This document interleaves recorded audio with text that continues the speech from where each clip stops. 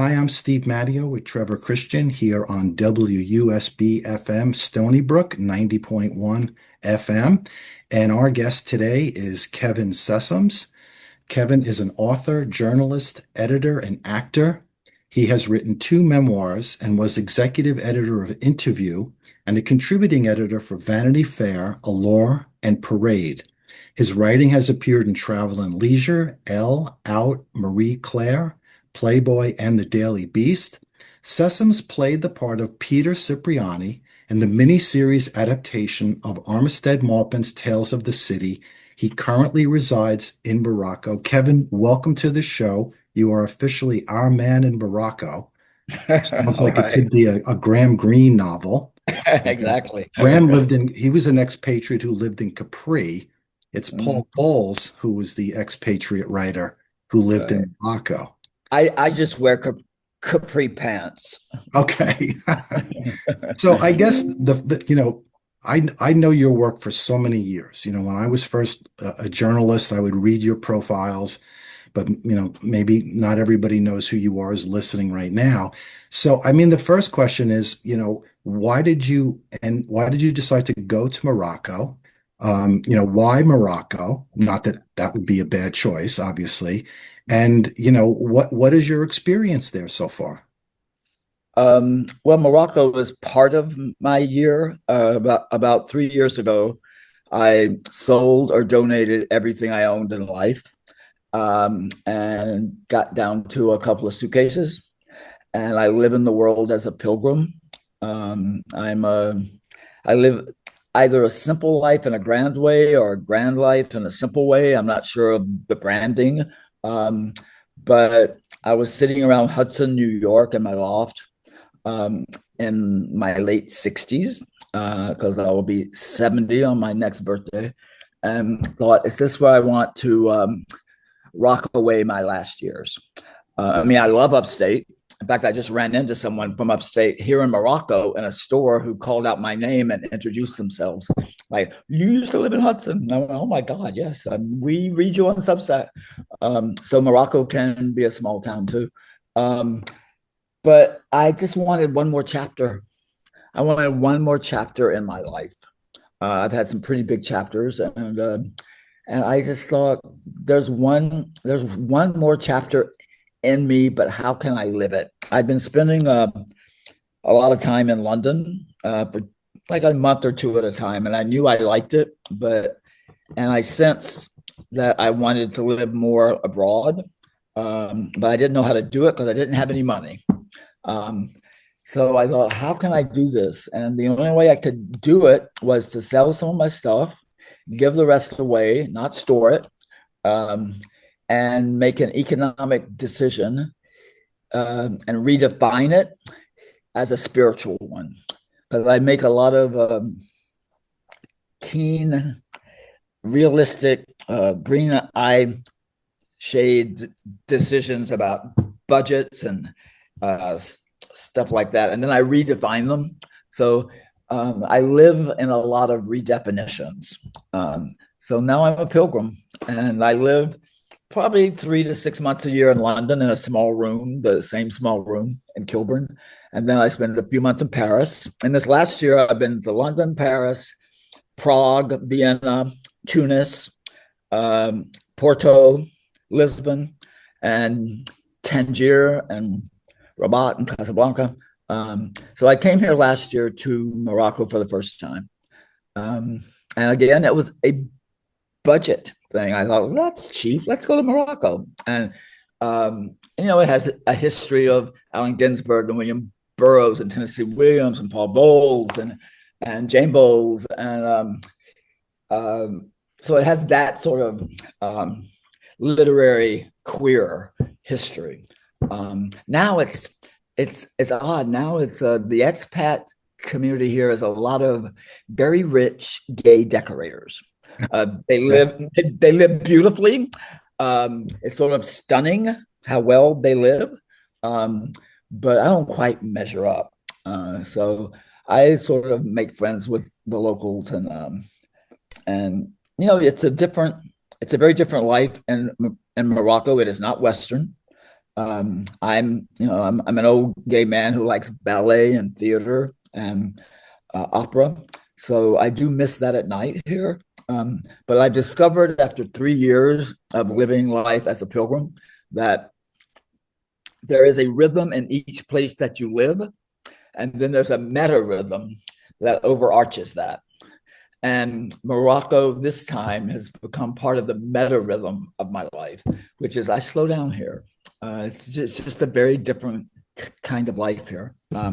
And it speaks to America in the moment because I usually go back to America in the summers. I go to Santa Fe, Provincetown, go to New York for a couple of weeks, New Orleans. But this year I did not go back for the first time because I chose, instead of going back to fascist America, I chose to come to a Muslim kingdom. And I think that speaks volumes. Mm. So you made an interesting observation about, there used to be all these expatriate, mostly American writers, and now there's really none. I mean, this may be kind of a tangent, which I'm famous for. Is a lot of that to do with the fact that writers can't live in these places anymore, that you have to be somebody that's wealthy, that all these cool hit places that I'm writers. not wealthy. I'm the Okay, opposite of wealthy. I understand that, but People I'm just speaking people in ask general. me, I do get this question a lot. How do you live like this? How do you afford this?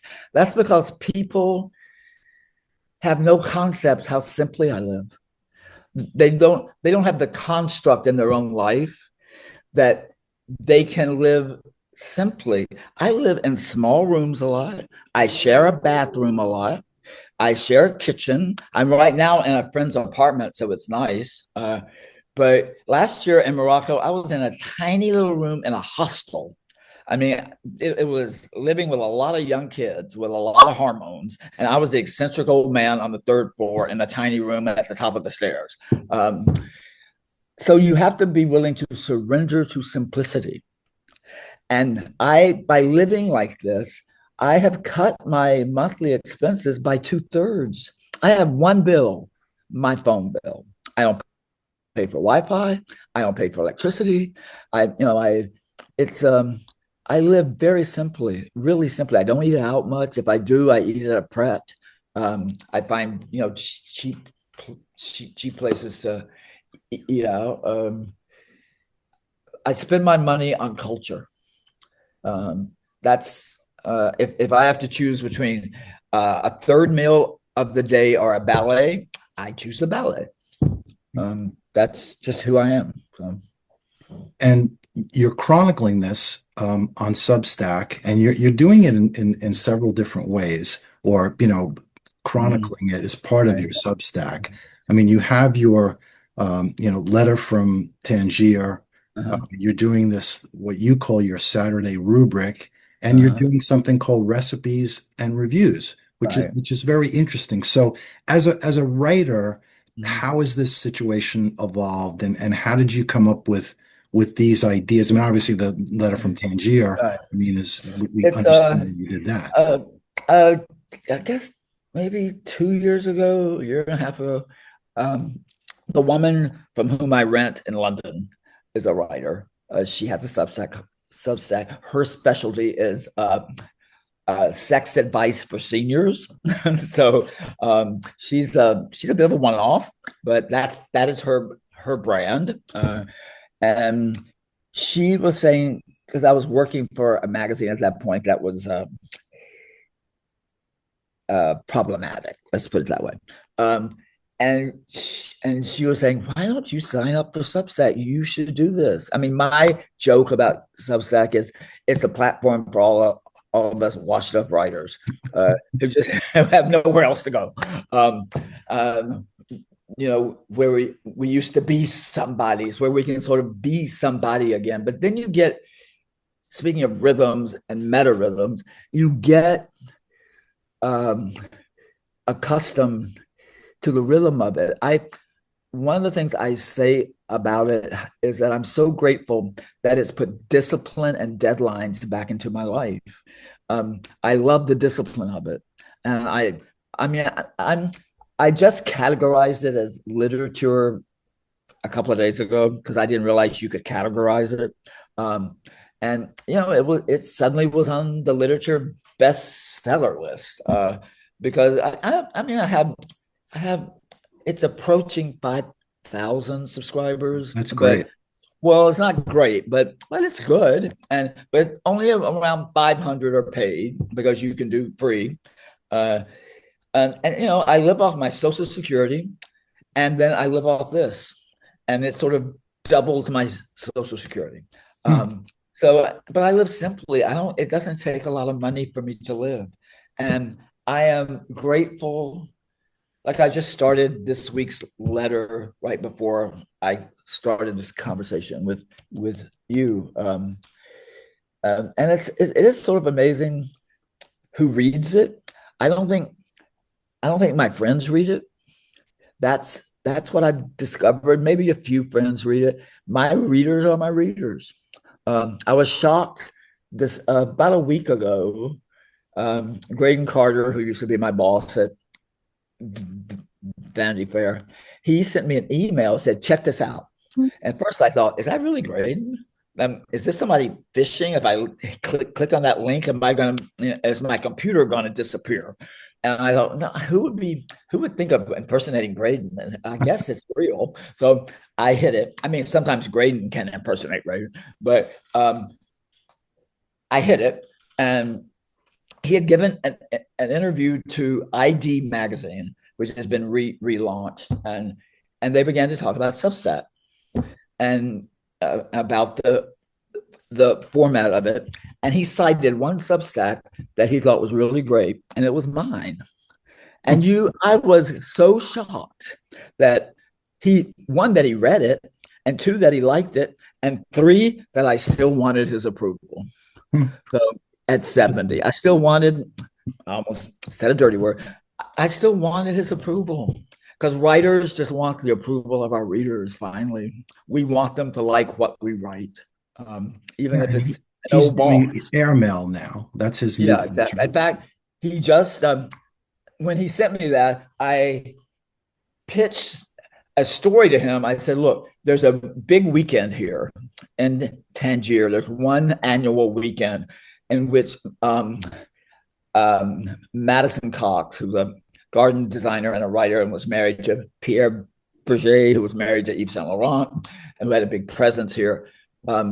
He and Rob Ashford, a big theater director, had this one weekend here where they raise money for Moroccan charities, and they do a theater production. This year it was The Cherry Orchard. It was with Gillian Anderson, Derek Jacobi, Penelope Wilton, lots of great London actors, one night only. So I said, you should ask one of those actors if they can maybe write the experience for airmail. And he wrote back, why don't you write it? I was not doing that for me. So that shocked me. So I just turned in an airmail story about Tangier. So, so everything connects. Yeah. Substack it's good. I mean, I'm still writing regular stuff as I go, but I've finally started it too. And the main reason Good. I've done it is because I will subscribe. we're connected, and because I have all these articles from the past that don't exist online because they were written during the pre-online days, Right. but also because I mostly write about music, but over the Uh-huh. years I've written about, books, publishing, Right. film, Right. travel, whatever. So now I'm posting, I'm reviving those articles just to get them back out in the world, and I'm amazed at how many people are interested in these articles. Uh-huh. So yeah, it's Substack is great. Well, it's plus, I had a huge presence on social media. And then after Zuckerberg became, a Trumper, I just thought, you know what? If I've canceled my subscription to the Washington Post because of Bezos, if I've canceled my Amazon because of Bezos, how can I continue on Facebook to post? How can I be consistent? I've got to be consistent. And I know I'm an outlier about that because I know most of my friends still I mean, they still post on Facebook and Instagram. We all talk to each other's little groups there, but and they're able to compartmentalize it. I just, I just wasn't, and I wondered because I was an incessant poster, and I built around like 50,000 followers. I mean, I had a footprint there, and it was hard to give up. It was hard to give up that platform, and I thought if I if I give up documenting my life, especially as a pilgrim, will I still have a life? Will I still have this interesting life that I documented? And the answer is yes. I do. I still have it.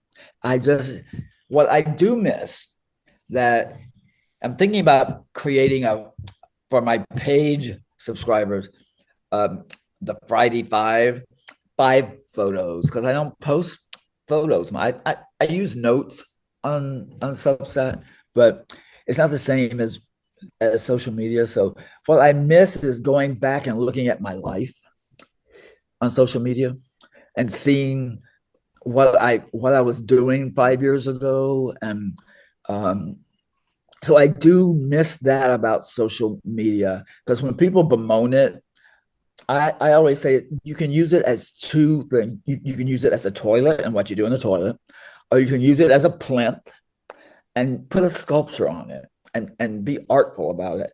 And I lost both my parents when I was really young, consecutive deaths, 7 and 8. One was killed in an automobile accident. My mother died of cancer. Um, I I would have loved for them to have social media if I could have gone back and looked at their lives and seen them in videos and pictures. I don't have anything on them. I have a few photos, but I don't have them in the world. So if social media had existed in the early 1960s, I would have my parents in a way that I don't have them. I mean, it makes me tear up even thinking about it. But so there are aspects of social media that are good, and and not only can document our lives but touch our lives. But yeah, I want to sort of talk about your status as an expat. How has it been? Uh, how successful have you been in just living in the world that you're in now mm. and sort of not acknowledging the destruction going on of American democracy? Are you able to sort of I have. live somewhere else, or do you just keep watching the horror show? Well, one of the things that I my presence on social media was I was very political, very, and when Trump first arrived on the scene and was first elected, I called him a fascist. I saw it early. And I called his voters fascists. You can't vote for a fascist and not be a fascist. I'm sorry. That's a whole thing that I have um, that I argue about. It's not about Trump. Trump is the mirror of the people. He saw the mirror that was needed for those voters. And I don't give. I mean, fascism rises for two reasons. One is brute power; they just take it, and the other more important reason is other people in the polity give fascists a pass. They say, they're otherwise good people. Well, there is no, they're nice. They're some of the nicest people I've ever met, but they ain't good and they're not decent. And the policies that they support are not good and decent. They're not.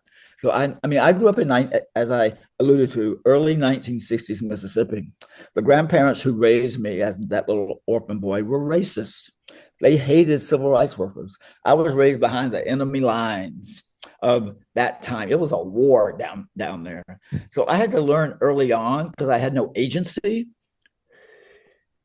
how to navigate the people who loved me and saved my life, who were objectively not good people, but there was goodness in them because they loved me unconditionally and they saved me. But as an adult, I had agency. I don't need to navigate that. I don't need to navigate that in the same way. Now, to get back to your question, I have guilt that I'm not back there fighting. I do have that guilt because one of the reasons I'm so passionate about politics is sort of an amends for having lived my childhood behind the enemy lines in Mississippi and to have been a Mississippian. Because those segregationists have now become fascists. But when I was at ACT UP and not as active as some, but I've taken to the streets a lot. I'm 70, and there's a part of me that's like, you know what? I've done this, and I'd already set up the construct of my life as a pilgrim away from America. And since I had already set up the construct, I'm staying away. I'm just staying away. One thing, it scares me to go back through customs. Like, are they going to look at my phone? What are they going to do to me? Because if you look at my postings, I'm anti-fascist. So that scares me a little bit. I discovered early on that I was not homesick for America. That I discovered that I don't miss it. I like living over here, but for me to read about it from this distance deeply saddens me in an existential way. It not only angers me, there's an existential sadness from the distance of it and seeing it from here that makes every other personal sadness deeper. I think a lot of us are experiencing that. I think maybe that's an aspect of when a country becomes fascist that we didn't know about. The sadness of those of us who are not fascists. The sadness that takes hold of you. And maybe they depend on that because it sort of immobilizes you. You don't know what to do. It's almost an analogy is, it's almost like when you lose a dog, when your dog dies. And there's no grief like it. It's no grief like that if you've ever loved a dog. Because it lances all the other grief that you carry around with you all your life. Something opens up in you and it just spills out of you. And there's something about the sadness that I feel about what's going on with America right now that has lanced something inside of me about how I feel about my country that is so deeply, it's specifically about the anger I feel about Trump. I mean, I came of age, I came of celebrity age. I mean, my writing at Vanity Fair and stuff. I was in a parallel world with Trump. He is one of the two people in that world. When he would enter the room, I couldn't be in the same room with him. Even back then, the smell of sulfur that would like trail him. Like I couldn't be in the room I just couldn't be in the room with him. It was the other person. He was just so vulgar. And so just the vulgarity. I mean, I don't like to write his name. So I call him the tacky know-nothing fascist vulgarian. I mean, that's my title for him. And did you tell us who the other person was? Who is the other person? Harvey Weinstein. Oh, wow. Okay. Two peas in a pod. Yeah. I mean, so he was the liberal Trump. Okay. We're talking with Kevin Sessums, Trevor Christian, and I'm Steve Matteo. Kevin is an author, journalist, editor, actor, and expatriate, and you're listening to WUSB in Stony Brook, New York at 90.1 FM, and we're having a really interesting conversation with someone who I think we may have lost some listeners during my last rant. We've discussed these things on the show in several weeks, so all of this is pretty common. I remember when you because I followed you for a long time, and I remember on Facebook you expressing these things about Trump. Well, I was kicked off. I was just going to say that you were, and I think specifically the reason why they kicked you off is because you called him a fascist. fascist. But then They they brought you back on, though, right? Isn't that Well, how? that's because I can't curse, right? But No. it's I might be old school media, but they kicked off the wrong person at that point because I knew how I still could work the levers of media. So I thought, well, okay, you've made a mistake because this is a story. I'm sorry. I mean, I might not be a name like I was at one point, but I know how to navigate and manipulate the media. So I got on the horn and I called The Guardian. I called who else did I call? The Daily Beast, I think, the Huffington Post, and the Guardian got something up almost immediately.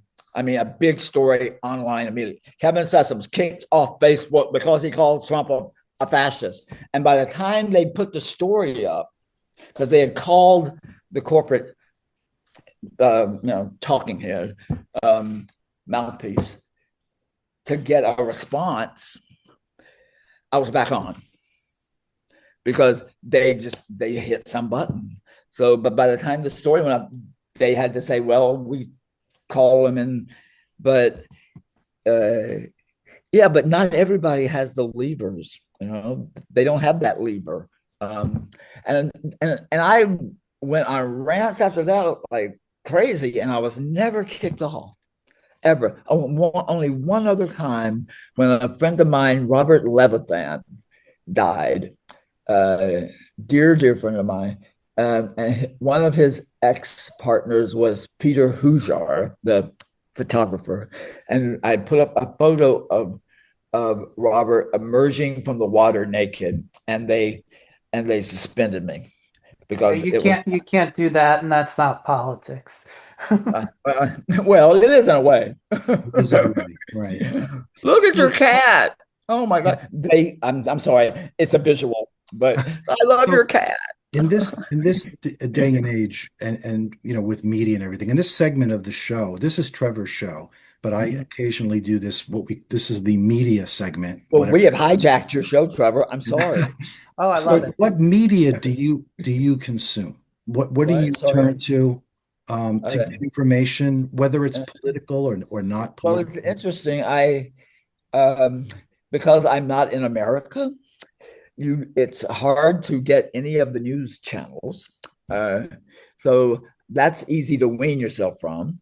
I was trying to watch a lot leading up to the election. I was trying to access a lot of it, but it was hard to do because, and the election did leave me. I mean, I did not think he was going to win. I really thought America was more. I just didn't think he was going to win. I was convinced of it. So when he won a second time, I was deeply sad about what it said about the country. So I really sort of, like a lot of people, wean myself off of the news. Now I read the New York Times, although it can make me angry, the way it writes things, and still, I mean, it's very careful about what it writes about him.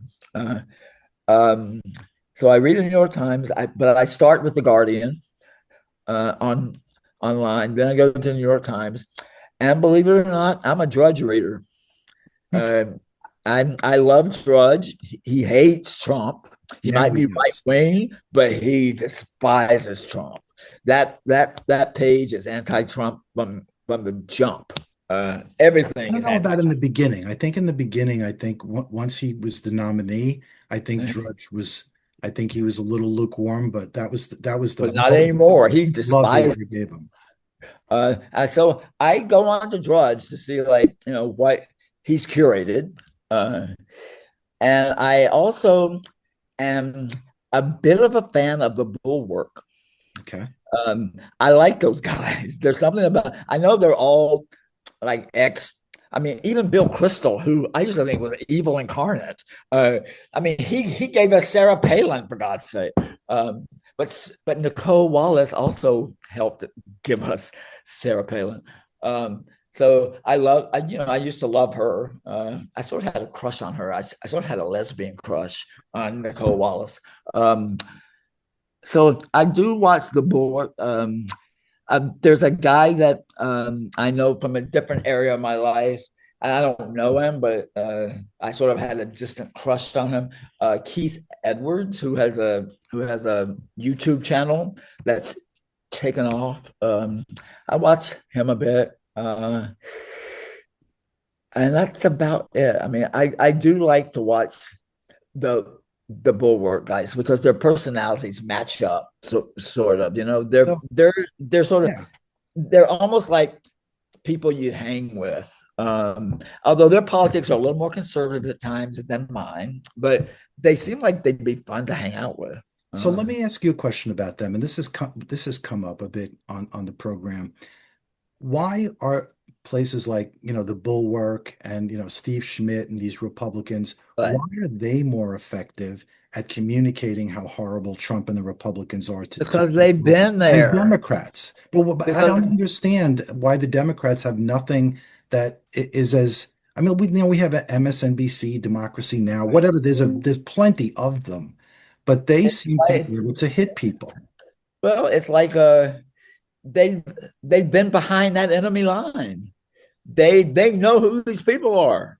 I mean, I have issue with Sarah and Tim, who are gay, who had no problem working for Bush when he ran against gay marriage, and and the Republican Party was completely anti-gay. They had no problem then, when Bush was. I mean, but I had problems with Bush, but they didn't. But Trump was a bridge too far for them. There's, as I said, they're still more conservative than I am. But they saw the light about this guy, and because I do think, I believe this with all my heart and all my political soul, that the only thing I need to know about someone is if they support Donald Trump.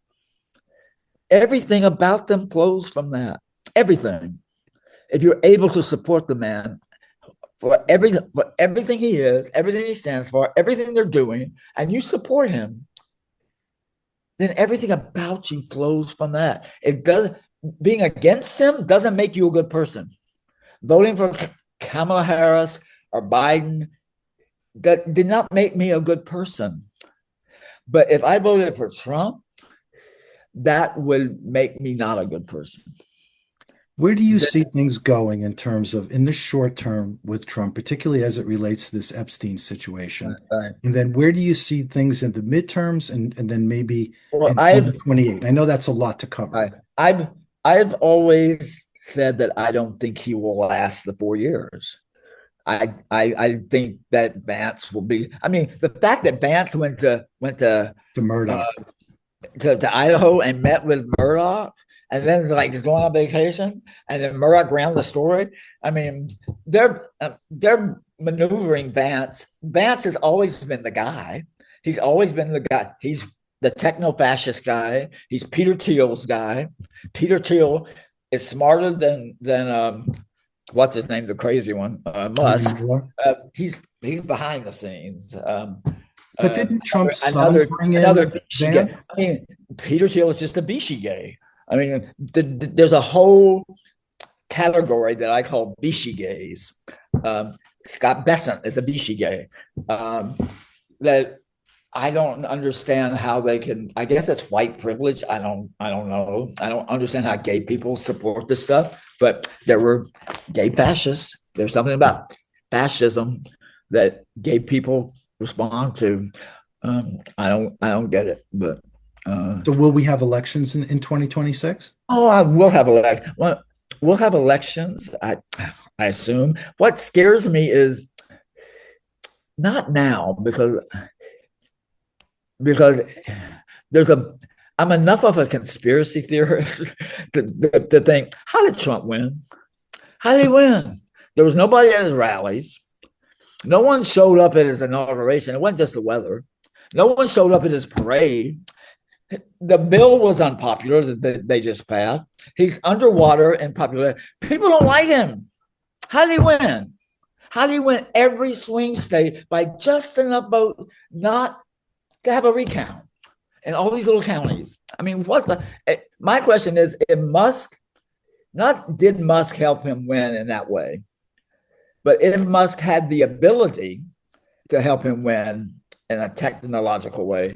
I think Trump is deeply, deeply underwater in terms of popularity, but I also think the polls will show you that the Democratic brand was just as underwater during that election, if not more so.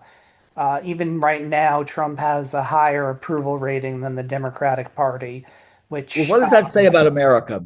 That they I prefer think fascism over, because Trump didn't have any policies. He didn't say anything except I'm gonna not tax the rich, and I give agency to your bigotries. That's all. That's all he did, and rambled. There was no policy. it says pretty terrible things about America. It says he wasn't a female and he wasn't black. That's what it says. Uh, I More the female. I actually think it's more the female. It And is because the two times he lost, I mean, the two times he won, he beat a female. The one time he lost to a man. yeah, America is yeah. deeply sexist. This country is when it comes to, prejudice, race, whatever you want to call it, I think the I get election worked up. I'm is, sorry. is the least comfortable with the woman running the country. I heard this thing where young people who work in offices, if the boss is a woman, they have this thing where they don't want to listen to that person because it's like having to listen to their mother, like it's a Really? negative I thing. only had female bosses until Braden. I only answered to females. I didn't mind it at all. The publishing business is same with me Yeah, when I wrote for newspapers and magazines. Most of especially magazines, most of the editors were women. Yeah. yeah, yeah. I want to ask, is Yeah. there anything that could bring you back to America at this point? Uh, when the fascists lose again, uh, I don't go to Hungary. I would love to go to Budapest, but I don't go there because of Orban. Uh, I would love to go to St. Petersburg. I don't go there because of Putin. I would love to go back to America, but I don't go there because of Trump. I'm consistent. I'm consistent about this thing. I think America's a fascist country, and it's becoming more so day in and day out. I mean, from a distance, when you read about it, and believe me, people over here, they see it. They talk about it a lot. Like, oh my God, we're so sorry. What happened to your country? Like, you're. But for the first time, when I went back to London in January, I was flying in from Vienna. I got stopped at the desk because I just got a new passport. That the State Department works in some way. I got my passport in 2 weeks at the consulate in Casablanca. But my passport would never scan. I always had to go talk. I always have to go talk to a desk person. So it didn't scan in January. I went to talk to the desk person, and she put me in a holding area for the first time. And I got held there and interrogated for 2 hours. I had to show them my bank account. They wanted to know my medical history. They wanted to know everything about me. And I finally made it through because I think someone overruled her. I could tell you the whole thing, but and I was really bothered. Like, what was that about? Do I look like I shouldn't come into the country? I mean, I know that I come in and out a lot and it was stamped a lot, but it dawned on me. I think this is payback because we were sending people back. We were making Europeans like miserable as they came through. And I think they saw an American passport. I thought, okay, let's give it back to them a bit. And that's the first time that's ever happened to me. Interesting.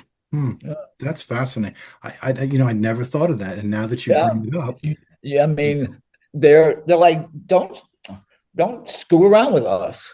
Like if you're going to do that to us, we're going to do it to you. What is the situation, by the way? We see a lot here now that and maybe this is not a new thing, but I don't think I've ever seen it quite like this. And I spent the last 2 summers quite a bit of time in London, uh, where there are major cities in Europe who simply don't want tourists there, and not just Right. American tourists. They don't want Yeah. tourists. I think this is especially the case was in Barcelona, which I was in Barcelona Barcelona. a few Yeah. years Yeah. ago. So what is this about? Is it just what we're seeing, or is there more to it? Well, I was just in Porto, and I think Lisbon has a bit of this too. I mean, Portugal. It was packed with tourists. I mean, just packed, uh, overrun almost. And I think it's good for the economy. So I think it's part of it is they need it and they don't, and they resent the need. Maybe we always resent the thing we need. I think that's maybe part of it. I think some of it might be Airbnb because that's a subtext of how rents go up and rents get and places get taken off the market to be rented to tourists, and that so all those the housing market shrinks. I don't. I'm not European, so I can't speak for them. I'm mostly very, I feel very welcomed and people are kind, mostly. Mostly when they find out I'm American, they commiserate. I have found this is something interesting in my life that up until this year, every time I be on a street corner or cafe and I hear an American, I would engage. Like, oh, where you from? I'm a pilgrim. I'm traveling the world, blah, blah, blah, blah. I don't engage anymore because I don't want to engage with a Trumper. I just don't. Because now I'm afraid, like, what if they support Trump? I don't want to talk to them because I just don't want to talk to those people. It's one of the reasons I don't go home. I don't want to be around them. It depresses me too much because there is an arrogance to the agency that he's given the darkest impulses in people, and it's just it's that's an aspect of fascism. Hmm. As a writer, I'll kind of ask this as a two-part question. As a writer doing all this traveling, you're a pilgrim, as you call yourself. Do you two things? Do you walk around sort of with the notebook of your mind open all the time? I'm And then always after thinking you talk about about what. that, are there any particular travel writers that you like to read, whether they're uh, new or have been right. around forever or from a long time ago? I mean, right now I'm reading. I just read Graydon's book. I just read Barry's book, Ziller. It's odd because I know them both, so that was like sort of sitting in the room with them. I like both of them. And now reading, there's a friend of mine in London named Martin Sherman. He's a playwright. I don't know if you know his work. Did you ever see Bent? That Yeah. that's his I most know of it. I've never seen it. yeah. Well, that's his most famous play. He's written lots of plays and screenplays, and he's a dear, dear, dear man. And he's an expat. He moved to London in the 70s, I think. And he's 83 or 4.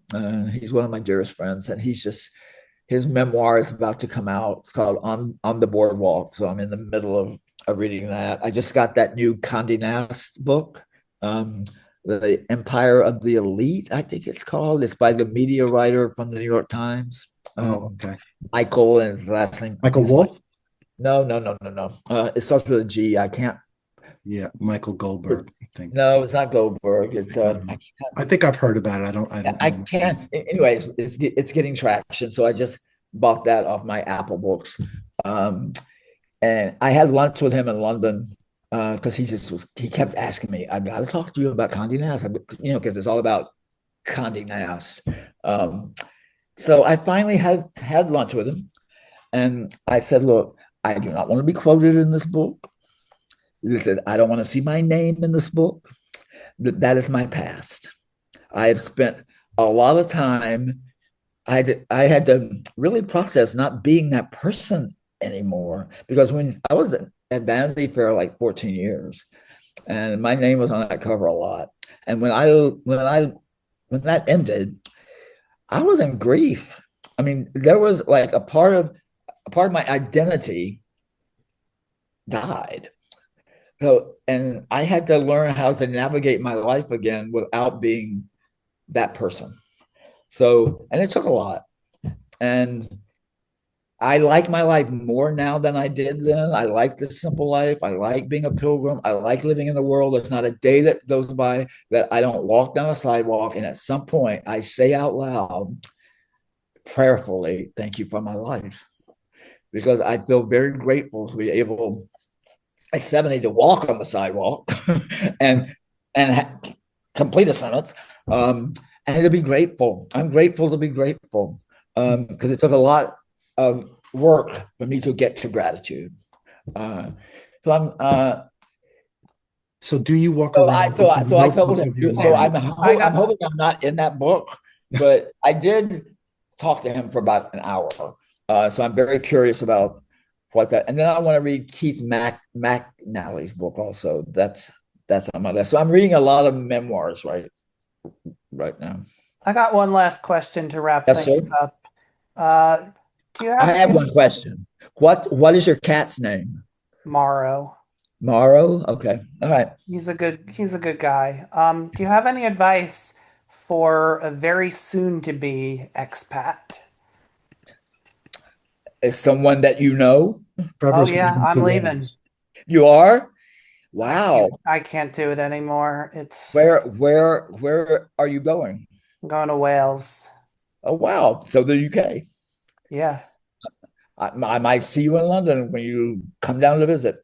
Um, I advice. I'm one who's very wary of giving advice because I have a hard time taking it, and I don't think I'm wise enough to give advice. That's part of my newfound humility. My advice is to surrender to simplicity um, and gratitude. Um, don't expect to be living in America. You don't live in America. It's very different. And at first, you might miss it because we are Americans. You know, it's like we're Americans. But I think if you've made the decision and put it into uh, practice and like it's going to happen, you put it in motion, Oh yeah. then you don't need advice because you have the courage. Because it takes courage. A lot of people say, "Oh, you're so brave! You're so brave to live like." I don't feel brave. I feel like it takes a little gumption to rejigger your life because it takes a it was emotional to let everything go. I don't know how you've done it, but I let all my possessions go. I don't have a home to go back to. Like I can't go back to home because there is no home. My home is wherever I am in the moment. There's no back home. Um, but I felt like I was saving my life. I felt like I just had to do it. And I think if you get to the point where you feel like I gotta save my life, then there's no bravery in that. That's a decision to go on. I mean, you just go on. It's almost Beckett like, who, to bring us back to Tangier, was in Tangier a lot. So, you just go on. I can't go on, I go on. Yeah, So you and go on. he will continue to go on. That is Yeah. Kevin Sessums. He's been our guest. He's an author, journalist, editor, actor, and expatriate. It's been a wonderful conversation. Trevor Christian has been here. I'm Steve Matteo on Thank you for WUSB asking me. in Stony Brook, 90.1 FM. Kevin, good luck with everything you Thank do. you. And And give hopefully you Morrow a and little Trevor will meet. scratch under his chin, okay? You got it. Okay. All right. All right. Bye Bye-bye, bye. everybody. We'll see you next time.